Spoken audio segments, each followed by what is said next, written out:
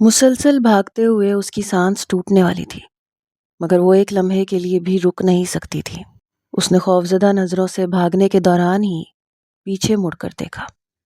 دور سے نظر آتی ہوئی ٹارچ لائٹس کی روشنی لمحہ لمحہ اس سے قریب ہو رہی تھی۔ میرب کے دل کی دھڑکن مزید تیز ہو گئی اور اس کے بھاگتے قدموں میں تیزی آ گئی۔ اس نے ایک مرتبہ پھر دونوں ہاتھوں سے اپنے بھاری لہنگے کو اٹھایا اور اندھا دھند گاؤں کے اونچے نیچے رستوں پر آگے کو بھاگنے لگی۔ اس کے قدم جہاں پڑتے تھے دھول وہاں سے اڑ کر فضا میں بکھر جاتی۔ ابھی تک نہ جانے کتنے کانٹے اور خاردار جھاڑیاں اس کے پیروں میں چبھ چکی تھیں۔ اسے اندازہ تھا کہ اس کے قدموں سے خون رس رہا ہے۔ اس کا زیور آدھا تو راستے میں ہی گر چکا تھا۔ سر پر پنوں کی مدد سے ٹکا ہوا کامدار دوپٹہ اس نے بڑی مشکل سے اپنے ہاتھوں سے سمیٹ رکھا تھا۔ بھاری عروسی جوڑے کو اٹھائے وہ پوری شدت سے بھاگ رہی تھی۔ اسے اپنی جان بچانا ہی تھی، مگر مسئلہ تو یہ تھا کہ اسے جان بچا کر جانے کے لیے کوئی جائے پناہ نظر نہیں آ رہی تھی۔ دور تک پھیلی ہوئی تاریکی میں دونوں اطراف میں گندم کی اونچی اونچی فصل کھڑی دکھائی دیتی تھی، اور بس آسمان پر ادھورا سا چاند تھا جس کی روشنی ناکافی تھی۔ میرب کی ہمت جواب دے چکی تھی۔ اس نے صرف ایک لمحے کے لیے کھڑے ہو کر اپنی سانس درست کرنا چاہی۔ دونوں ہاتھوں سے بھاری کامدار لہنگا نیچے چھوٹا تو اسے اندازہ ہوا اس کے ہاتھ چھل چکے ہیں، مگر اس کے پاس رکنے کا وقت نہیں تھا۔ اس کا حلق سوکھ کر کانٹا ہو گیا تھا، مگر اسے اپنے پیچھے آنے والے ان بلاؤں کے خود تک پہنچنے سے پہلے کہیں جائے پناہ ڈھونڈنی ہی تھی۔ میرب نے ایک نظر پیچھے گردن گھما کر دیکھا۔ روشنیاں قریب آ رہی تھیں، روشنیوں کے ساتھ آتی ہوئی وحشت ناک آوازیں بھی۔ میرب کا دل ڈوب گیا۔ اگر آج انہوں نے اسے پکڑ لیا تو نہیں، میں ایسا نہیں ہونے دوں گی۔ میں ایک دفعہ پھر ان کی گرفت میں نہیں آ سکتی۔ میرب نے اپنے دونوں ہاتھوں سے لہنگا اٹھایا اور ایک دفعہ پھر بھاگ کھڑی ہوئی۔ اب کی بار اس نے بھاگتے ہوئے دائیں طرف والی پگ ڈنڈی کا رخ کیا۔ وہ جانتی تھی کہ اس پگ ڈنڈی سے آگے وسیع و عریض صحرا ہے۔ صحرا کے اندر اگر اسے چھپنے کے لیے کوئی جائے پناہ نہ بھی ملتی تو کم از کم اس کے پیروں کے نشانات ریت کے ذروں میں کہیں گم ہو جاتے۔ وہ اندھا دھند بھاگ رہی تھی۔ بھاگتے بھاگتے کئی دفعہ اس نے آنکھوں سے ابلنے والے آنسوؤں کو ہاتھوں کی پشت سے صاف کیا۔ اس کی ہمت ختم ہو رہی تھی، اس کی ٹانگیں شل ہو رہی تھیں، لیکن اس کے باوجود اس کے قدم تھے کہ رک نہیں رہے تھے۔ رات کی تاریکی میں کسی انجان سمت کو بھاگتی ہوئی وہ دلہن نامعلوم کس چیز سے بھاگ رہی تھی۔ صحرا شروع ہو چکا تھا۔ صحرا کی نرم ریت پر میرب کے پاؤں پڑتے تو جہاں قدم رکھتی وہیں دھنس جاتی۔ اس کی رفتار میں خاطر خواہ کمی آ چکی تھی۔ وہ بڑی مشکل سے آگے کو بھاگ رہی تھی۔ اب اسے پچھتاوا ہونے لگا کہ اس نے بھاگتے ہوئے صحرا کی طرف کا رخ کیوں کیا۔ اس نے ایک دفعہ پھر پیچھے مڑ کر دیکھا۔ صحرا کی طرف آتی ہوئی پگ ڈنڈی پر کتوں کے بھونکنے کی آوازیں اب واضح سنائی دے رہی تھیں۔ خوف کے مارے میرب کے رونگٹے کھڑے ہو گئے۔ اسے یاد آیا زرار علی کے پاس بے حد خطرناک کتے تھے جو اپنے شکار کو قبر سے بھی گھسیٹ لاتے تھے۔ اگر ان کتوں میں سے ایک بھی میرب تک پہنچ پاتا تو شاید اگلے دن تک میرب کے جسم پر ایک گوشت کا رواں بھی نہ بچتا۔ اس خیال نے میرب کے اندر جھرجھری سی دوڑا دی۔ ریت میں دھنسے قدم باہر نکالتے ہوئے میرب اب اندھا دھند پھر سے بھاگنے لگی۔ میرب کا دل ڈوبنے کے قریب تھا جبھی اچانک میرب کو دور سے صحرا میں زرد رنگ کی روشنی دکھائی دی۔ میرب کی اٹکی ہوئی سانس بحال ہوئی۔ اس نے آنکھیں سکیڑ کے دیکھا۔ دور تک پھیلے ہوئے اس تاریک صحرا میں وہ ایک شاندار خیمہ تھا۔ دور سے دیکھنے پر ہی اندازہ ہو رہا تھا کہ وہ کسی خانہ بدوش یا کسی مسافر کا تو ہرگز نہیں۔ خیمے کے آس پاس بندھے ہوئے گھوڑے اس بات کا اعلان کر رہے تھے کہ اندر ٹھہرا ہوا مالک رتبے اور حیثیت میں کسی سے کم نہیں۔ گردن موڑ کر دیکھنے کی ضرورت نہیں تھی۔ میرب جانتی تھی وہ لوگ اس کے بے حد قریب پہنچ چکے ہیں۔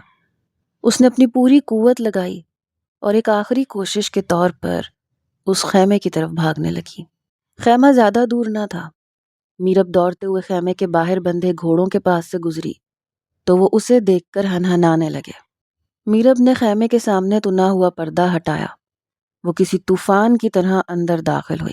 ایک لمحے کے لیے بھی اس کے ذہن میں یہ نہ آیا کہ اندر اگر کوئی ایسا شخص موجود ہوا جس سے اس کی جان یا عزت کو کوئی خطرہ ہوا تو وہ کیا کرے گی؟ اس وقت تو وہ صرف اپنے پیچھے آنے والے لوگوں سے جان چھڑوانا چاہتی تھی۔ خیمے میں داخل ہوتے ہی وہ اپنی ہی جھونک میں اوندھے منہ زمین پر جا گری۔ خیمے کے اندر بچھے ہوئے قالین سے شاید اس کا پاؤں رپٹ گیا تھا۔ خیمے کے اندر دھڑام کی آواز ابھری تو آنکھوں پر ہاتھ رکھے لیٹا ہوا شخص یکدم ہڑبڑا کے اٹھ بیٹھا۔ خود میرب بھی جلدی سے ہڑبڑا کے اٹھ کھڑی ہوئی۔ اس کے ہاتھ سے لہنگے کی دونوں سائیڈیں چھوٹ کے نیچے جا گری تھیں۔ بڑی بڑی آنکھوں میں حیرانی پھیلی تھی اور وہ سامنے بیٹھے ہوئے اس شخص کو دیکھ رہی تھی جو ابھی ابھی نیند سے جاگا تھا۔ اس کی آنکھوں میں نیند کی سرخی چھائی ہوئی تھی اور چہرے پر حیرانگی اور ناگواری کے ملے جلے تاثرات تھے۔ سفید رنگ کے کرتے کی آستینیں کوہنیوں تک فولڈ کی ہوئی تھیں۔ سیاہ رنگ کے بال اس کے ماتھے پہ گرے تھے۔ اٹھتی ہوئی ستواں ناک اس کے مغرور چہرے پہ جچ رہی تھی۔ اس کی آنکھیں سامنے دیکھ رہی تھیں، گویا سمجھ نہ پا رہی ہوں کہ یہ منظر کیسا تھا۔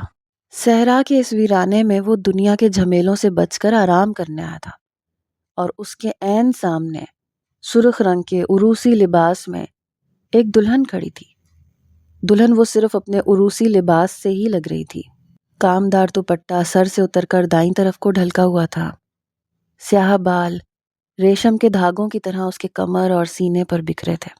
اس کے چہرے پر ایسی وحشت تھی جیسے پتہ نہیں اس نے اپنے سامنے کوئی بھوت دیکھ لیا ہو۔ سید جمال شاہ کو اپنی آنکھوں پر یقین نہ آیا۔ وہ بے اختیار اپنی جگہ سے اٹھ کھڑا ہوا۔ کون ہیں آپ اور یہاں کیوں آئی ہیں؟ سرگوشی کے انداز میں بولتے ہوئے جمال علی شاہ نے اس سے سوال کیا، اور میرب کو جیسے ہوش آ گیا۔ مگر اس سے پہلے کہ وہ جمال کو کوئی جواب دیتی، اچانک باہر سے کتوں کے زور زور سے بھونکنے کی آوازیں آنے لگیں۔ ساتھ ہی جمال شاہ کے باہر بندھے ہوئے گھوڑے بھی زور زور سے ہنہناتے ہوئے اپنے ٹاپ صحرا کی ریت پر مار رہے تھے۔ میرب کی آنکھوں میں یک لخت آنسو امڈ آئے۔ وہ ایک دم آگے بڑھی اور سید جمال شاہ کی اوٹ میں ہو گئی۔ وہ اپنی جگہ ساکت کھڑا رہ گیا۔ اسے اس لڑکی سے اتنی بے باکی کی امید نہیں تھی۔ آخر کون ہے آپ اور باہر کون آیا ہے؟ کیا وہ آپ کا پیچھا کر رہے ہیں؟ سید جمال شاہ نے بے ساختہ امڑتے ہوئے غصے پہ قابو پاتے ہوئے اس سے پوچھا۔ وہ جو اس کے پیچھے چھپتے ہوئے اپنی سسکیوں کو روکنے کی کوشش کر رہی تھی۔ خدا کے لیے مجھے بچا لیں۔ ہاں، وہ لوگ میرے ہی پیچھے ہیں کیونکہ میں اپنی شادی سے بھاگ کے آئی ہوں۔ آپ کو خدا کا واسطہ مجھے بچا لیں۔ میں نے ناجائز کام نہیں کیا۔ میں آپ کو سب کچھ بتا دوں گی، بس کسی بھی قیمت پر مجھے ان کے حوالے مت کیجیے گا۔ میں آپ کو آپ کی زندگی کی سب سے پیاری شخصیت کا واسطہ دیتی ہوں۔ سید جمال شاہ کو اپنے عقب میں اس کی التجائیہ آواز ابھرتی ہوئی محسوس ہوئی، اور وہ جیسے اپنی جگہ پر سن سا رہ گیا۔ اب سے صرف ایک لمحہ پہلے تک وہ یہی سوچ رہا تھا کہ بازو سے پکڑ کے اس لڑکی کو باہر نکال دے گا اور جو لوگ اس کے پیچھے آئے ہیں ان کے حوالے کر دے گا۔ مگر اس لڑکی کے آخری جملے نے جیسے اس کے قدم زنجیر کر دیے۔ سب سے پیاری شخصیت۔ جمال نے بے ساختہ اپنی آنکھیں زور سے مینچ ڈالیں۔ اس جملے پر جو شخصیت اس کی آنکھوں کے آگے لہرائی تھی، اس کی یاد سے پیچھا چھڑوانے کے لیے ہی تو وہ یہاں اس ویرانے میں بیٹھا تھا، اور اس لڑکی نے اسے وہی یاد دلا دیا تھا۔ پلیز میری مدد کریں، میرب نے ایک دفعہ پھر التجائیہ انداز میں اس سے کہا۔ سید جمال شاہ نے مڑ کر ایک نظر اسے دیکھا۔ بمشکل 22 سالہ اس دلہن کے ہاتھ لرز رہے تھے۔ گلے کا ہار غائب تھا، ماتھے پہ ٹکا ہوا جھومر اپنی جگہ سے سرک گیا تھا، مگر وہ اس حلیے میں بھی بے حد حسین لگ رہی تھی۔ سید جمال علی شاہ کو اپنی نظر چرانا مشکل ہوا، اور تبھی اسی پل اسے باہر کسی کے بولنے کی آواز سنائی دی۔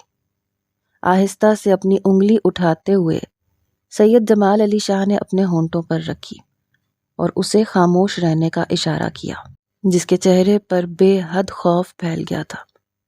اگلے ہی پل لمبے لمبے ڈگ بھرتا ہوا سید جمال خیمے میں سے باہر نکل آیا۔ باہر کا منظر دیکھ کر وہ ایک پل کے لیے چونک سا گیا۔ وہ کل 12-13 افراد تھے، حلیے اور شکلوں سے ہی جاہل دکھنے والے۔ ان کے ساتھ کئی کتے تھے جو مسلسل جمال علی شاہ کے خیمے کو دیکھتے ہوئے بھونک رہے تھے۔ جمال نے ایک نظر دیکھنے پر ہی انہیں پہچان لیا تھا۔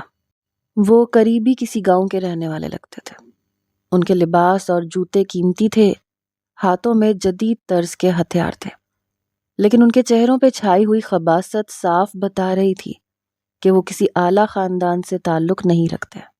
ان میں سے ایک شخص آگے بڑھا، بولا، سائیں، کیا آپ نے یہاں صحرا میں کسی ایسی لڑکی کو دیکھا ہے جس نے دلہن کا لباس پہن رکھا ہے؟ یہاں آس پاس اور تو کوئی ٹھکانہ نہیں، شاید وہ آپ کے پاس آئی ہو۔ اگر ایسا ہے تو اسے ہمارے حوالے کر دیں۔ وہ ہمارے بیٹے کی دلہن ہے اور شادی سے بھاگ گئی ہے کیونکہ اس کا ذہنی توازن درست نہیں ہے۔ اس آدمی کی بات پر سید جمال علی شاہ 2 قدم آگے بڑھا۔ چاند کی ادھوری روشنی اس کے چہرے پر پڑی تو سامنے کھڑا شخص ایک دم سناٹے میں رہ گیا۔ یہ تو سید جمال علی شاہ ہے، پیر زرغام علی شاہ کا بیٹا۔ وہ لوگ بے ساختہ 2 قدم پیچھے ہٹے۔ جمال شاہ مسکرایا، ان کی طرف دیکھ کے بولا، میں رات کے اس وقت یہاں سناٹے میں بیٹھ کے دلہنوں کا استقبال نہیں کر رہا۔ یہاں کوئی دلہن نہیں آئی، اور دوسری بات یہ کہ اگر تمہاری دلہن کا ذہنی توازن خراب ہے تو تم لوگ اس کی شادی کیوں کر رہے ہو؟ اس کا علاج کرواؤ۔ جمال علی شاہ کی آواز میں سختی تھی۔ اس کی شخصیت کو وہ لوگ پہچان چکے تھے۔ اب ان کا سوال کرنا تو بنتا ہی نہیں تھا۔ ان سب نے بے قابو ہوتے ہوئے کتوں کی رسیاں زور سے تھامی اور چند قدم مزید پیچھے ہٹ کے کھڑے ہو گئے۔ جمال علی شاہ کے گارڈز خیمے کی اطراف میں سے نکلتے ہوئے اب ان کے پاس جمع ہونا شروع ہو گئے تھے۔ ان کے پاس جدید اسلحہ تھا۔ میرب کے پیچھے آنے والے افراد نے جب اس قدر طاقتور افراد اپنے سامنے دیکھے تو ان کے پاس صرف ایک ہی صورتحال تھی کہ وہ خاموشی سے واپس پلٹ جاتے۔ سامنے آنے والے بوڑھے شخص نے اپنے ساتھ کھڑے بپھرے ہوئے جوان نوجوان کے کندھے پہ ہاتھ رکھا۔ چل بیٹا، آج نہیں تو کل تیری شادی ضرور ہوگی۔ اس لڑکی کو پاتال میں سے بھی ڈھونڈ کے نکالنا پڑا تو ضرور نکالوں گا، یہ میرا تم سے وعدہ ہے۔ ساتھ کھڑے ہوئے لڑکے کے چہرے پر غیر معمولی حد تک بچکانا پن تھا۔ اس نے زور سے پاؤں زمین پہ پٹخا، یوں جیسے اس کا پسندیدہ کھلونا اسے نہیں ملا، اور باپ کا ہاتھ جھٹک کر واپسی کی جانب مڑ گیا۔ اس کے پیچھے باقی افراد بھی خاموشی سے واپس جانے لگے۔ سید جمال علی شاہ الجھن بھری نظروں سے یہ سارا منظر دیکھ رہا تھا۔ کچھ ہی دیر کے بعد صحرا خالی ہو گیا، ماحول پھر سے پرسکون ہو گیا۔ جمال شاہ نے پلٹ کر ایک نظر خیمے کی جانب دیکھا جہاں اندر وہ کھڑی اپنی قسمت کا فیصلہ ہوتے ہوئے دیکھ رہی تھی۔ سید جمال نے ایک ٹھنڈی سانس لی، بیٹھے بٹھائے اس مصیبت میں پڑ گیا۔ اس کے ماتھے پر ناگواری کی لکیر نمودار ہوئی۔ گارڈز پھر سے خیمے سے ذرا فاصلے پہ چلے گئے تھے۔ یہ ان کے لیے خاص ہدایت تھی۔ جمال شاہ اس صحرا میں ویسے بھی ذہنی سکون کے لیے آیا کرتا تھا۔ یہ گارڈز تو بابا جان زبردستی ساتھ بھیج دیا کرتے تھے۔ اس وقت بھی جمال شاہ کو ان کی موجودگی سے ذرا الجھن سی ہوئی، مگر وہ سمجھدار تھے، شکایت کا موقع نہیں دیتے تھے۔ خیمے کے آگے لگا ہوا پردہ ہٹا کر جمال شاہ اندر داخل ہوا۔ وہ سامنے کھڑی تھی۔ خیمے کی پرسکون فضا کے اندر سرخ عروسی لباس اور زیورات سے سجی وہ دلہن عجیب سا منظر پیش کر رہی تھی۔ چلے گئے ہیں وہ لوگ، آپ آرام سے بیٹھ جائیں اور مجھے بتائیے کہ آخر یہ سارا معاملہ کیا ہے؟ یہ لوگ کون ہیں؟ سید جمال نے سنجیدہ سے لہجے میں کہتے ہوئے نیچے بیٹھ کر گاؤ تکیے سے ٹیک لگائی۔ تو وہ جو ابھی تک کسی بت کی طرح کھڑی تھی یکدم سٹپٹا سی گئی۔ یہاں تک تو اس نے خود بخود ہی سب کچھ کر لیا تھا، مگر اب آگے کیا کرنا تھا اسے خود سمجھ نہیں آ رہی تھی۔ اس ویران صحرا میں اس انجان مرد کے ساتھ یہاں خیمے کے اندر بیٹھنا اسے کچھ مناسب نہیں لگ رہا تھا۔ مرد بھی وہ جس کے ماتھے پر بکھرا ہوا غصہ صاف دکھائی دے سکتا تھا۔ وہ اس کی تنہائی اور آرام میں خلل اندازی کر گئی تھی، مگر اب تو جو ہونا تھا ہو چکا تھا۔ سنائی نہیں دے رہا؟ میں نے آپ کو بیٹھنے کے لیے کہا ہے محترمہ۔ اب میرے خیمے میں زبردستی داخل ہو گئی ہیں تو میری باتوں کو بھی مان لیجئے۔ جمال شاہ نے سخت لہجے میں کہا تو وہ بے اختیار جہاں کھڑی تھی وہیں نیچے بیٹھ گئی۔ جمال شاہ اپنا سر پیٹ کے رہ گیا۔ پھر اس نے پاس ہی پڑا ہوا ایک گاؤ تکیا اٹھا کے میرب کی جانب کھسکا دیا۔ ذرا ریلیکس ہو کے بیٹھ جائیے، ہمیں شاید لمبی گفتگو کرنی پڑے گی۔ اس کی بات سن کر میرب نے ذرا جھجکتے ہوئے گاؤ تکیا گھسیٹ کر اپنی جانب کر لیا۔ تھوڑی دیر کے بعد اس کے چہرے پر ذرا آرام دہ تاثر آتا ہے تو جمال شاہ نے پھر سے اپنا سوال دہرایا۔ اس بار اس کے لہجے میں اکتاہٹ ذرا نمایاں تھی۔ میرب کو پھر سے یاد آنے لگا اپنا تکلیف دہ ماضی۔ اس نے ایک ٹھنڈی سانس لی، آنکھوں میں امڑتے ہوئے آنسوؤں کو روک کر کہنے لگی، یہ جو لوگ آج میرا پیچھا کرتے ہوئے آئے تھے، یہ میرے خاندان کے لوگ ہیں۔ میری پیدائش کے وقت ہی میری ماں کا انتقال ہو گیا تھا۔ میرے باپ کے پاس اچھی خاصی زمین اور جائیداد تھی، مگر کچھ وقت کے بعد ان کا بھی انتقال ہو گیا۔ مجھے چچا نے پالا۔ بچپن سے سنتی آ رہی تھی کہ میری منگنی چچا کے بیٹے کے ساتھ ہو گئی ہے۔ چچی اچھی خاتون تھی، انہوں نے مجھے 12 تک تعلیم حاصل کرنے دی، مگر میرے چچا کو تو صرف میری جائیداد سے غرض تھی۔ وہ چاہتے تھے کسی نہ کسی طرح میری شادی اپنے بیٹے سے کر دیں تاکہ میری جائیداد خاندان سے باہر نہ جائے۔ یہاں تک تو سب کچھ ٹھیک تھا، میں بھی بخوشی ان کے بیٹے سے شادی کر لیتی، مگر وقت گزرنے کے ساتھ ساتھ پتہ چلا کہ ان کا بیٹا ذہنی طور پر ایک جوان مرد کے مقابلے میں کہیں پیچھے ہے۔ وہ عادت میں بالکل ایک بچہ لگتا ہے، ضدی اور خود سر۔ اس کی عمر مجھ سے 7 سال بڑی ہے، لیکن اس کے باوجود وہ چھوٹی چھوٹی چیزوں کے لیے بچوں کی طرح ضد کرتا ہے۔ ڈاکٹرز کا کہنا ہے کہ وہ وقت کے ساتھ ساتھ بڑا تو ہوگا، لیکن ہمیشہ اپنی عمر میں پیچھے رہے گا۔ اس کی ذہنی نشو نما ہی اتنی سی ہے۔ اسے شادی اور شادی کے بعد کے رشتوں کا مطلب بھی نہیں پتا، بس اسے ضد کر کے چیزوں کو چھیننا اور انہیں اپنے قبضے میں کرنا آتا ہے۔ میں نے بہت کوشش کی کہ میں چچا کے فیصلے پہ سر جھکا دوں، لیکن نہ جانے کیوں میرے اندر زندہ رہنے کی خواہش ابھی تھوڑی باقی تھی۔ چچا نے میرے تیور دیکھے تو مجھے کمرے میں قید کر دیا۔ کھانا، پانی، واش روم سبھی اسی کمرے تک محدود ہو کے رہ گیا۔ مگر آج جب چچا میری زبردستی شادی اپنے بیٹے سے کر رہے تھے تو چچی نے موقع دیکھتے ہی مجھے فرار کروا دیا۔ وہ خدا ترس خاتون ہے، اسی لیے میں آج آپ کے سامنے زندہ بیٹھی ہوں، ورنہ میرے چچا کا شمار ان لوگوں میں سے ہے کہ اگر ان کی مرضی کے خلاف کوئی کام کرے تو وہ اسے جان سے تو مار دیتے ہیں، لیکن اپنی مرضی نہیں کرنے دیتے۔ اپنی بات مکمل کرتے ہی میرب کا لہجہ بھیگ سا گیا۔ جمال کے چہرے پر چھائی ہوئی ناگواری اب افسوس میں بدل چکی تھی۔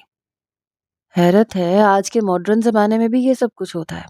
جمال شاہ نے ایک ٹھنڈی سانس لی تو میرب کے چہرے پر ایک استہزائیہ سا تاثر بکھر گیا۔ زمانہ چاہے جو کچھ بھی ہو، ظلم ہر زمانے میں ہوتا آیا ہے، نہتی لڑکیوں پہ، اور ہوتا رہے گا، اسے کوئی نہیں بدل سکتا۔ مجھے اب چلنا چاہیے، اگر میں صبح کے اجالے میں نکلی تو وہ لوگ مجھے پھر سے ڈھونڈ نکالیں گے۔ میرب اپنی جگہ سے کھڑے ہوتے ہوئے بولی۔ بھاری دوپٹہ کاندھے سے سرک کر نیچے جا گرا۔ میرب نے جھک کے دوپٹے کو اٹھا کے اپنے گرد لپیٹ لیا، اور تبھی اس کی نظر جمال شاہ پر پڑی جو بے خود نگاہوں سے اسے دیکھے جا رہا تھا۔ میرب کا دل دھک سے رہ گیا۔ وہ یہ کیوں بھول گئی تھی کہ رات کے اس پہر تنہائی اور تاریکی میں وہ ایک مرد کے ساتھ بیٹھی ہے، اور اس کا یہ روپ۔ میرب نے بے اختیار جھک کر اپنے آپ کو دیکھا۔ وہ کسی بھی طرح ایک حسین بلا سے کم نہیں لگ رہی تھی۔ جمال شاہ اٹھ کھڑا ہوا، 2 قدم چل کر وہ اس کے قریب آیا۔ میرب کے دل کی دھڑکنیں تیز ہو گئیں۔ اسے جمال شاہ کی سانسوں کی حدت محسوس ہونے لگی۔ میں نہیں سمجھتا کہ آپ کو رات کے اس پہر اکیلے سفر کرنا چاہیے۔ اب اگر آپ نے مجھ پہ بھروسہ کیا ہی ہے تو تھوڑا بھروسہ اور کر لیجئے۔ میں آپ کو کسی محفوظ ٹھکانے تک پہنچا دوں گا۔ آپ کے گھر والے کافی جاہل اور چالاک معلوم ہو رہے ہیں، اگر آپ ان کے ہاتھ لگیں تو نامعلوم وہ آپ کا کیا حشر کریں۔ اس لیے بہتر یہی ہے کہ آپ میرے ساتھ میری حویلی چلیں۔ وہاں کچھ دن رکنے کے بعد آپ کا جہاں جی چاہے آپ وہاں چلی جائیے گا۔ جمال شاہ کے لہجے میں ٹھوس پن تھا، جیسے اس نے اپنا فیصلہ سنا دیا ہو۔ میرب نے کچھ کہنا چاہا، مگر اس نے ہاتھ اٹھا کر میرب کو کچھ بھی کہنے سے منع کر دیا۔ رات آدھی سے زیادہ تو بیت چکی تھی۔ اور نیند کا دور دور تک نام و نشان نہ تھا۔ جمال شاہ خیمے سے باہر نکل آیا۔ ملازموں کو اشارہ کرتے اس نے خیمہ سمیٹنے اور گھوڑوں کو تیار کرنے کا حکم دیا۔ تھوڑی ہی دیر کے بعد خیمہ سمیٹ دیا گیا۔ مسئلہ میرب کے لباس کا تھا، مگر شاہ جمال کے پاس اس کے لیے کوئی اور لباس موجود نہ تھا۔ اس نے اپنے اوپر اوڑھنے والی چادر میرب کے حوالے کی، جسے میرب نے دوپٹے کی طرح اوپر اچھی طرح سے لپیٹ لیا، مگر لباس تو وہی عروسی تھا۔ اسے گھوڑے پہ بیٹھنا نہیں آتا تھا۔ گھوڑے کو دیکھتے ہی وہ سخت خوفزدہ ہو رہی تھی۔ جمال شاہ جھنجھلانے لگا، کیا مصیبت ہے یار؟ مگر اس سے پہلے کہ وہ میرب سے کچھ کہتا، اسے یاد آ گیا کہ کچھ بھی کہنے پر وہ فوراً اپنی آنکھیں بھگو لے گی۔ جمال شاہ نے خود پر کنٹرول کر لیا۔ پہلے وہ گھوڑے پہ بیٹھا اور پھر اس کے پیچھے میرب۔ اگر آپ کو گرنے کا خوف ہے تو سختی سے مجھے پکڑ لیں، اس کے علاوہ میں آپ کا کچھ نہیں کر سکتا۔ گھوڑے نے جیسے چلنا ہے وہ ویسے ہی چلے گا، جمال شاہ نے سختی سے کہا، کیونکہ میرب نے اس سے کہا تھا کہ وہ گھوڑے کو آہستہ چلائے۔ میرب نے اپنی بے ساختہ چیخوں کو بڑی مشکل سے روک رکھا تھا۔ گھوڑا آندھی اور طوفان کی طرح اڑا جا رہا تھا۔ ان سے آگے 2 گھوڑے تھے اور 2 ان کے پیچھے۔ ان اعلیٰ نسل کے گھوڑوں اور جمال شاہ کے سامان کو دیکھ کر میرب کو اچھی طرح اندازہ ہو رہا تھا کہ وہ کافی مالدار انسان ہے۔ صحرا سے نکل کر وہ ایک گاؤں میں داخل ہوئے۔ اس کے بعد نہ جانے انہوں نے کتنے گاؤں بدلے۔ سنسان پگڈنڈیوں سے گزرتے ہوئے آخر کار جب دن چڑھ چکا تھا تو وہ ایک گاؤں کی حدود میں داخل ہوئے، جس میں داخل ہوتے ساتھ ہی جمال شاہ نے اس سے کہا، یہ میرا گاؤں ہے، تھوڑی ہی دیر کے بعد ہم حویلی کے سامنے پہنچ جائیں گے۔ اور ایسا ہی ہوا۔ اس خوبصورت گاؤں کے بیچوں بیچ جمال شاہ کی حویلی تھی۔ ابھی تک میرب یہ سمجھ رہی تھی کہ شاید وہ پرانے طور طریقوں کو زندہ رکھنے والے لوگ تھے، مگر اس کی آنکھیں حیرت سے کھلی رہ گئیں، کیونکہ حویلی کے باہر شاندار قسم کی گاڑیاں کھڑی تھیں۔ شاید جمال شاہ کو گھوڑوں کی سواری کچھ زیادہ ہی پسند تھی۔ حویلی کے کھلے دروازے سے جمال شاہ کا گھوڑا اندر گیا اور سبھی لوگوں نے چونک کر اس کی جانب دیکھا تھا۔ جمال شاہ خود تو نیچے اترا، پھر اس نے ہاتھ بڑھا کر میرب کو بھی نیچے اتار لیا۔ خوف سے اس کی حالت بری ہو رہی تھی، اور اب تو وہ اپنے بھاری جوڑے کا بوجھ اٹھاتے اٹھاتے بھی تھک چکی تھی۔ آس پاس موجود سارے ملازمین حیرت بھری نظروں سے جمال شاہ کو دیکھ رہے تھے۔ جمال شاہ کو پہلے تو ان کی نظروں کا مطلب سمجھ میں نہ آیا۔ سبھی بار بار مڑ مڑ کر میرب کی جانب دیکھ رہے تھے، جو چادر سے اپنے چہرے کو چھپانے کی ناکام کوشش کر رہی تھی۔ اور تبھی اچانک جمال شاہ کے ذہن میں ایک جھماکا سا ہوا۔ اس نے بے ساختہ پلٹ کر میرب کو اور اس کے لباس کو دیکھا۔ او خدایا، یہ میں نے کیا کر دیا؟ میرب دلہن کے لباس میں تھی۔ اس سے پہلے کہ جمال شاہ کچھ کرتا، حویلی کے اندرونی حصے سے شور کی آوازیں آئیں۔ جمال شاہ نے بے ساختہ مڑ کے دیکھا۔ سر پہ پگڑی باندھے ایک شاندار سی شخصیت اندر سے باہر نکل رہی تھی۔ یہ جمال کے والد تھے، پیر زرغام علی شاہ۔ ان کے چہرے پر چھائی برہمی دور سے ہی نظر آ رہی تھی۔ جمال شاہ بے ساختہ اپنے سر پر ہاتھ مار کے رہ گیا۔ مارے گئے، مگر اس سے پہلے کہ وہ کچھ کرتا، پیر زرغام شاہ اس کے مقابل آ کے کھڑے ہو گئے۔ انہوں نے ایک سخت نظر جمال شاہ کے پیچھے کھڑی تھکی ہاری میرب پہ ڈالی۔ شادی ہی کرنی تھی تو مجھے بتا کے کرتے۔ میں تم سے سخت ناراض ہوں جمال شاہ۔ آخر تم خود کو کیا سمجھتے ہو؟ میں تمہاری زندگی بنانے کی جتنی مرضی کوشش کر لوں، تم اسے بگاڑنے کے پیچھے کیوں تلے رہتے ہو؟ اب یہ کسے اٹھا لائے ہو؟ کہاں کیا ہے اس سے نکاح؟ سادات بھی ہے یا نہیں؟ نہ جانے کس خاندان کی لڑکی کو اٹھا کے میری بہو بنا دیا تم نے۔ اپنے رتبے اور مرتبے کا کوئی خیال ہے بھی یا نہیں؟ پیر زرغام شاہ کی آواز اتنی بلند تھی کہ آس پاس موجود ہر شے سہم کر اپنی جگہ ٹھٹک سی گئی۔ صرف جمال شاہ ہی تھا جو چہرے پر ناگواری سجائے ان کی بات سن رہا تھا۔ بابا میری بات تو سنیں، ایسا کچھ نہیں ہے۔ جمال شاہ نے کچھ کہنے کی کوشش کی، مگر پیر زرغام شاہ نے ہاتھ اٹھا کے اسے خاموش کر دیا۔ کوئی بھی فیصلہ کرنے سے پہلے نیلم کے متعلق تو سوچتے، جو بچپن سے تمہاری منگیتر ہے۔ پیر زرغام شاہ کے الفاظ ان کے لبوں سے ادا ہوئے اور جمال شاہ نے چونک کر ان کے پیچھے دیکھا، جہاں اندر سے اس کی منگیتر نیلم باہر نکل رہی تھی۔ اس نے زخمی نظروں سے جمال شاہ اور اس کے پیچھے کھڑی میرب کو دیکھا۔ وہ اس کی چچا زاد تھی اور سبھی جانتے تھے کہ جمال شاہ سے وہ کس قدر محبت کرتی ہے۔ وہ اپنی محبت کو چھپایا بھی نہیں کرتی تھی۔ پچھلے کئی برسوں سے نیلم اور جمال شاہ کی شادی کے لیے حویلی میں کوششیں کی جا رہی تھیں، مگر صرف جمال شاہ ہی تھا جو نیلم کو اپنی بیوی کے روپ میں دیکھنے پہ تیار ہوتا ہی نہ تھا، بلکہ بقول اسے تو شادی میں کوئی دلچسپی ہی نہیں تھی۔ وہ تو بیرون ملک اعلیٰ تعلیم حاصل کرنے کے لیے جانا چاہتا تھا اور اس گدی اور تخت نشینی کے چکر سے جان چھڑوانا چاہتا تھا، مگر اب تو سارا تختہ ہی پلٹ چکا تھا۔ نیلم کی نظروں میں نفرت صاف پڑھی جا سکتی تھی۔ جمال شاہ نے اسے مخاطب کیا، نیلم، تم تو میری بات سنو، بابا جان تو سمجھ نہیں رہے، مگر تم تو سمجھنے کی کوشش کرو۔ جو کچھ تم لوگ دیکھ رہے ہو ایسا کچھ نہیں ہے۔ جمال شاہ نے آگے بڑھ کر کہا۔ نیلم نے ایک کاٹ دار نگاہ جمال شاہ پر ڈالی۔ نظر تو سب کچھ آ رہا ہے۔ بچپن سے جس حق کے لیے میں لڑتی آ رہی ہوں، آج تک تم نے مجھے وہ تو نہ دیا، اور ایک انجان لڑکی کو سرخ جوڑا پہنا کے گھر لے آیا۔ پچھلے 3 سال سے میں تمہاری منتیں کر رہی ہوں کہ شادی کے لیے مان جاؤ، مگر تم نہیں مانے۔ تو پھر اس لڑکی میں ایسا کیا ہے جسے بغیر کسی خاندانی سپورٹ کے تم بیاہ کے لے آئے ہو؟ نیلم کی آواز میں نفرت تھی۔ جمال شاہ کا دل چاہا وہ اپنا سر پیٹ لے۔ وہ جتنا مرضی بات کو سنبھالنے کی کوشش کر رہا تھا، بات اتنی ہی بگڑتی جا رہی تھی۔ اچانک ہی اس کے اندر کا انا پسند اور مغرور مرد اود کر آیا، جس نے جو بھی سمجھنا ہے سمجھے، مگر میری ایک بات کان کھول کر سن لی جائے۔ میرب یہاں پر میری مہمان ہے، اسے ایک آنچ بھی نہیں آنی چاہیے۔ اگر کسی نے اس کے ساتھ برا سلوک کرنے کی کوشش کی یا اسے کوئی نقصان پہنچایا تو نتائج کا ذمہ دار وہ خود ہوگا۔ جمال شاہ کی آواز بلند تھی۔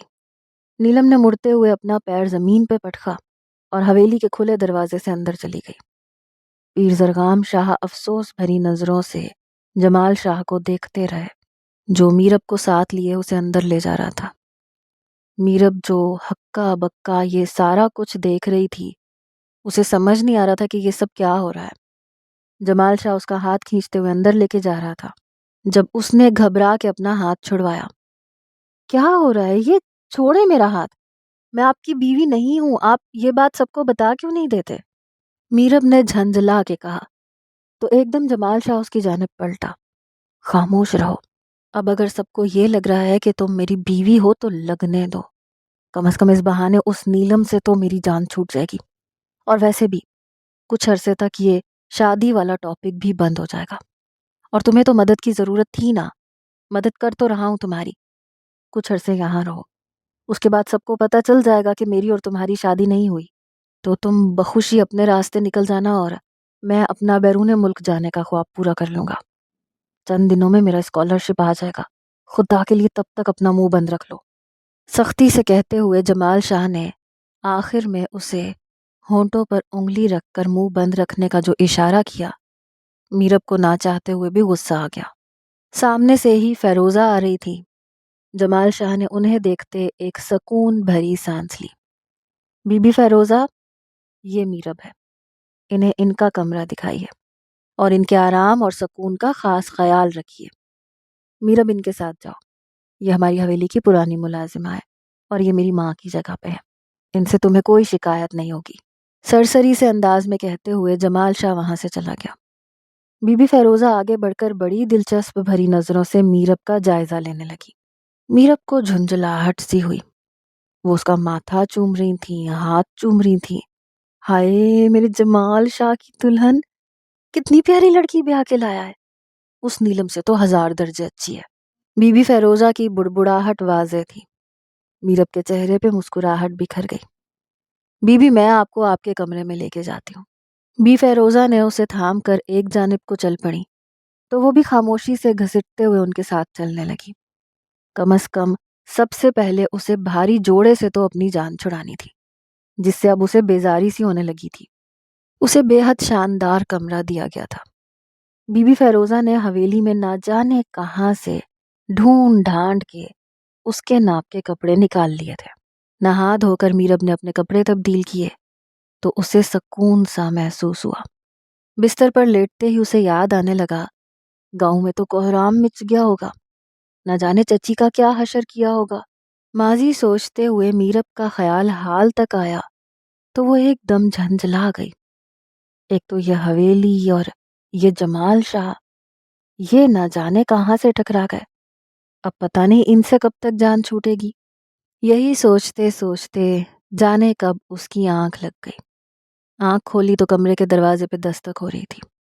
وہ گھبرا کے اٹھ بیٹھی، گیلے بال شانوں پہ بکھرے ہوئے تھے۔ کون ہے؟ اندر آ جاؤ، میرب نے کہا۔ فیروزہ دروازہ کھول کر اندر داخل ہو گئی۔ ان کے چہرے پر مسکراہٹ تھی۔ آ جاؤ بیٹا، پیر صاحب نے اپنی نشست گاہ میں بلایا ہے، چھوٹے شاہ صاحب بھی وہیں پہ موجود ہیں، انہوں نے ہی آپ کو بلا کے لانے کے لیے کہا ہے۔ میرب چونک سی گئی، آخر اسے وہاں کیوں بلایا گیا تھا؟ وہ تو بیٹھے بٹھائے ان حویلی والوں کی گھریلو سیاست میں الجھ کے رہ گئی تھی۔ بی بی فیروزہ نے اسے جوڑے کے ساتھ کا دوپٹہ دیا، جسے میرب نے اچھی طرح اپنے اوپر اوڑھ لیا۔ اسے تھوڑی گھبراہٹ سی ہو رہی تھی۔ پیر زرغام شاہ کی شخصیت کا سامنا کرنا آسان نہیں تھا، اور وہ بھی اس صورت میں جب اس کے اوپر ان کے بیٹے سے نکاح کا جھوٹا الزام لگ چکا تھا۔ میرب نے ایک ٹھنڈی سانس لی اور بی بی فیروزہ کے پیچھے چل دی۔ تھوڑی ہی دیر کے بعد وہ فیروزہ کے ساتھ چلتے ہوئے بڑے پیر صاحب کی نشست گاہ میں داخل ہوئے۔ وہ ویسی ہی تھی جیسے کسی سید گھرانے کے پیر صاحب کی نشست گاہ ہو سکتی تھی۔ جمال شاہ کے بابا کی باروب شخصیت کو تو وہ دن میں ہی دیکھ چکی تھی۔ وہ سامنے بیٹھے ہاتھ میں پکڑی تسبیح پڑھ رہے تھے۔ میرب خاموشی سے جا کے صوفے پہ بیٹھ گئی۔ تبھی اس کی نظر جمال شاہ پہ پڑی۔ وہ سامنے بیٹھا ہوا لاپرواہی سے اپنا موبائل چلا رہا تھا۔ موبائل نیچے رکھو جمال شاہ، اور میری بات غور سے سنو۔ پیر زرغام شاہ کی آواز ڈرائنگ روم میں گونجی تو جمال شاہ نے بیزاری سے سیدھے ہوتے ہوئے اپنا موبائل بند کر کے صوفے پہ رکھ لیا۔ نہ چاہتے ہوئے بھی وہ اپنے باپ کی جانب متوجہ ہو گیا تھا، جو اسے سخت نظروں سے گھورتے ہوئے کہہ رہے تھے، تم نے اپنی مرضی سے شادی تو کر لی ہے، لیکن یاد رکھنا نیلم تمہاری بچپن کی منگیتر ہے، اور جب تک تم اس کا کوئی فیصلہ نہیں کر دیتے تم اپنی بیوی کے ساتھ نہیں رہ سکتے، اور ویسے بھی تمہاری شادی کا بھی گاؤں میں کسی کو علم نہیں ہے، اس لیے تم دونوں کا فی الحال ساتھ نہ رہنا ہی بہتر ہے۔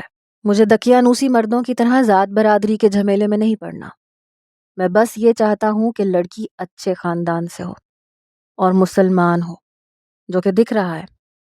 لیکن پرسوں نیلم کے والدین کراچی سے یہاں آ رہے ہیں، ان کے آنے کے بعد ہی فیصلہ ہوگا کہ تم نے جو منگیتر کے ہوتے ہوئے شادی کر کے اصول توڑا ہے اس پر تمہاری کیا سزا ہونی چاہیے۔ ہو سکتا ہے تمہیں اس لڑکی کو طلاق دینی پڑے اور نیلم سے شادی کرنی پڑے، جو بھی فیصلہ بڑے بھائی صاحب کریں گے وہ مجھے منظور ہوگا۔ پیر زرغام شاہ نے اپنے بھائی کی بات کی، جو نیلم کے والد تھے۔ جمال شاہ کندھے اچکا کر رہ گیا۔ بات خود بخود ہی نہ جانے کس طرف چل نکلی تھی۔ پیر زرغام علی شاہ نے کچھ اور ہدایات دیں اور ان دونوں کو اٹھ کر چلے جانے کا کہا۔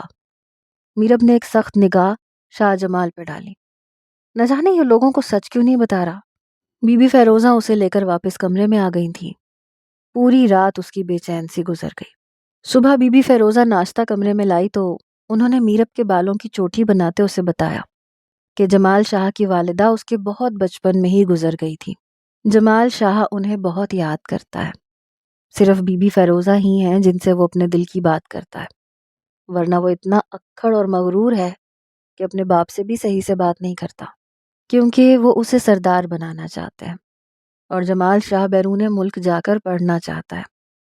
اچانک ہی میرب کو یاد آیا کہ اس نے خیمے میں جمال شاہ کو سب سے پیاری شخصیت کا واسطہ دیا تھا، اور وہ کیسے لمحوں میں ہی موم ہو گیا تھا۔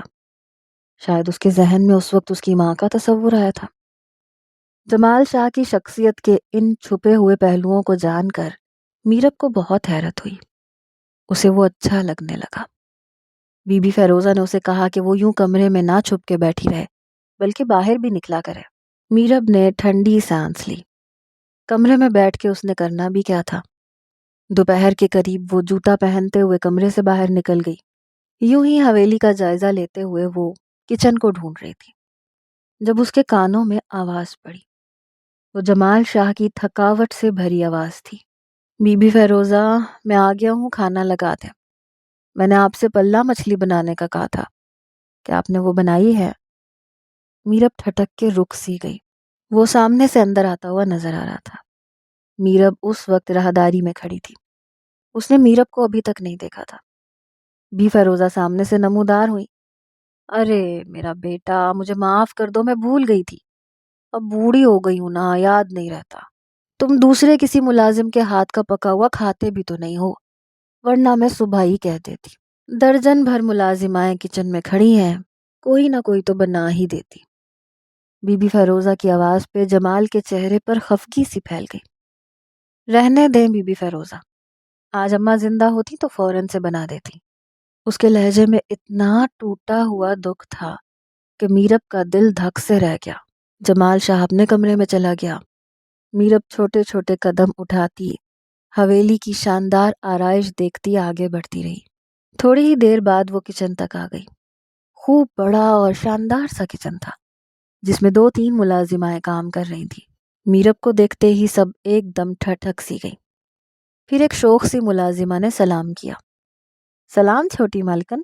میرب کے چہرے پہ مسکراہٹ بکھر گئی۔ جانے ان لوگوں نے اسے زبردستی جمال کی بیوی کیوں بنا دیا تھا۔ میرب نے فریج میں سے پلہ مچھلی نکالی، اسے مسالہ لگا کے رکھا گیا تھا۔ کڑاہی میں مچھلی تلتے ہوئے اسے کئی ملازماؤں نے کہا کہ وہ یہ کام کر دیتی ہیں، مگر نہ جانے کیوں میرب کا دل چاہ رہا تھا کہ وہ خود اس کے لیے مچھلی بنائے جس نے اسے کل رات بچایا تھا۔ تھوڑی ہی دیر کے بعد مچھلی تیار ہو گئی۔ تبھی بی بی فیروزہ کچن میں داخل ہوئی۔ انہوں نے جب میرب کو چولہے کے پاس کھڑے مچھلی بناتے دیکھا تو بے اختیار گھبرا گئی۔ ارے بٹیا، تم نے کیوں تکلیف کی؟ میں خود ہی بنانے آ رہی تھی، مگر اب بن گئی ہے تو چلو اچھا ہے۔ آج چھوٹے صاحب اپنی بیگم کے ہاتھ کا کھانا کھائیں۔ بی بی فیروزہ خوشی سے چہکتی ہوئی باہر چلی گئی۔ وہ جمال کو کمرے سے بلا لائی تھی۔ اس کے چہرے پر بڑی خوشگوار حیرت بکھری ہوئی تھی۔ شاید پلہ مچھلی اسے واقعی بہت پسند تھی۔ تھوڑی ہی دیر کے بعد جمال ڈائننگ ٹیبل پہ بیٹھا پلہ مچھلی کھا رہا تھا۔ ہر نوالے پر وہ سر اٹھا کر میرب کی جانب دیکھتا جو کچن کے دروازے کے پاس کھڑی تھی۔ جمال شاہ کی آنکھوں میں گہری دلچسپی تھی۔ اس کے چہرے پر ایک انجانا سا تاثر تھا۔ میرب کو یہ سب کچھ اچھا لگنے لگا۔ کتنا سکون اور خوشی تھی یہاں، گاؤں والے ماحول سے بالکل مختلف۔ اور تبھی میرب کے ہاتھ میں موجود پانی کا گلاس چھوٹ کے نیچے جا گرا۔ ایک ملازمہ نے آ کر جمال شاہ سے کوئی بات کہی تھی اور جمال شاہ نے چونک کر میرب کی جانب دیکھا تھا۔ میرب آنکھوں کا تاثر پہچانتی تھی۔ کون آیا تھا جس کے آنے کی اطلاع اس ملازمہ نے جمال کو دی تھی؟ جمال کھانا ادھورا چھوڑ کر تیزی سے ہاتھ صاف کرتا ہوا ڈرائنگ روم کی جانب لپکا۔ میرب جہاں کی تہاں کھڑی رہ گئی۔ ماحول پر سناٹا سا چھا گیا، مگر یہ طوفان سے آمد سے پہلے کی خاموشی لگ رہی تھی۔ میرب کا دل رک رک کر دھڑکنے لگا۔ وہ ایک ایک قدم چلتی ہوئی ڈرائنگ روم کی دیوار کے باہر آئی۔ اسے اندر جانے کی اجازت نہیں تھی، مگر اندر سے آتی ہوئی آوازیں اسے صاف سنائی دے رہی تھیں۔ معاف کیجیے گا پیر صاحب، مگر ہمیں اطلاع ملی ہے کہ آپ کے بیٹے نے ہماری بیٹی کو اغوا کیا ہے اور اس سے چھپ کر نکاح کر لیا ہے۔ کل رات میری بھتیجی کی شادی میرے بیٹے سے تھی، مگر یہ لڑکا اسے زبردستی اٹھا کے لایا ہے۔ ہمارے ساتھ انصاف کا معاملہ کیجیے۔ میرب کے قدم گویا زمین میں جم کے رہ گئے۔ یہ اس کے چچا زاد علی کی آواز تھی۔ وہ خود کو شائستہ بنانے کی کوشش کرتے ہوئے مزید مکار لگ رہا تھا۔ میرب کے قدم لرز رہے تھے۔ بے اختیار ہی میرب نے کھلے دروازے سے جھانک کے اندر دیکھا۔ سامنے اس کا چچا کھڑا تھا۔ اس کی مکار نگاہیں پوری حویلی کا جائزہ لے رہی تھیں۔ پیر زرغام کا چہرہ سرخ پڑنے لگا۔ بلاؤ اس لڑکی کو، انہوں نے گرجدار آواز میں حکم دیا تو ڈرائنگ روم کے باہر کھڑی ایک ملازمہ لپک کے میرب تک آئی۔ تھوڑی دیر کے بعد ملازمہ میرب کو ڈرائنگ روم میں لے گئی تھی۔ یہی ہے میری بھتیجی، اسے مجھے واپس کر دیں اور اپنے بیٹے سے کہیں اسے طلاق دے دے، میرب کے چچا نے کہا، اور میرب کا دل ایک مرتبہ پھر ڈوب سا گیا، مگر اگلے ہی پل وہ چونکی۔ پیر زرغام شاہ ہاتھ اٹھا کے کہہ رہے تھے، نکاح اور طلاق کوئی بچوں کا کھیل نہیں ہے۔ اگر میرے بیٹے نے اس سے نکاح کر لیا ہے تو دنیا کی کوئی طاقت اسے اس حویلی سے باہر نہیں لے جا سکتی، تم بھی نہیں۔ اور ویسے بھی میں تمہارے بارے میں پتہ کروا چکا ہوں، تم اپنے بیٹے کی اس کے ساتھ شادی زبردستی کروا رہے تھے، جو کہ سراسر ناجائز ہے۔ یہ تمہاری بھتیجی ہے، مگر صرف دولت اور جائیداد کے چکر میں تم نے اس کا نکاح اپنے ذہنی طور پر نابالغ بیٹے سے کرنا چاہا۔ تم اپنا جرم جانتے ہو، چند لمحوں میں اپنی صورت یہاں سے گم کر لو، ورنہ تمہیں اس جرم میں ایسی سزا دوں گا کہ تمہاری نسلیں یاد رکھیں گی۔ پیر زرغام کی آواز ڈرائنگ روم میں گونجی اور میرب نے بے اختیار سر اٹھا کر انہیں دیکھا۔ جمال شاہ کی نظروں میں بھی بے یقینی تھی۔ گارڈز نے آگے بڑھ کر میرب کے چچا کے سامنے بندوق تان لی تھی۔ زرار علی نے مایوس نگاہوں سے میرب کی جانب دیکھا۔ وہ ان کے ہاتھوں میں آ کے نکل گئی تھی، نہ صرف وہ بلکہ اس کی جائیداد بھی، کیونکہ وہ جانتے تھے اب وہ جن کی بہو بن چکی ہے وہ کبھی بھی اس کا حصہ ناجائز قبضہ کرنے والوں کے پاس نہیں جانے دیں گے۔ میرب کا چچا مایوس ہو کے باہر نکل رہا تھا۔ پیر زرغام شاہ جمال شاہ کی جانب مڑے، جو بے یقین نظروں سے باپ کو دیکھ رہا تھا۔ بابا، آپ کو کیسے پتہ چلا؟ پیر زرغام علی شاہ مسکرائے اور بولے، اپنے باپ کو بے وقوف سمجھتے ہو؟ مجھے رات میں ہی ملازم نے سب کچھ بتا دیا تھا۔ افسوس کی بات تو یہ ہے کہ تم نے مجھ سے سچ چھپایا۔ اس لڑکی کو مدد کی ضرورت تھی، مدد تو ہم نے اس کی کر دی ہے، مگر اب تم اپنا فیصلہ بتاؤ۔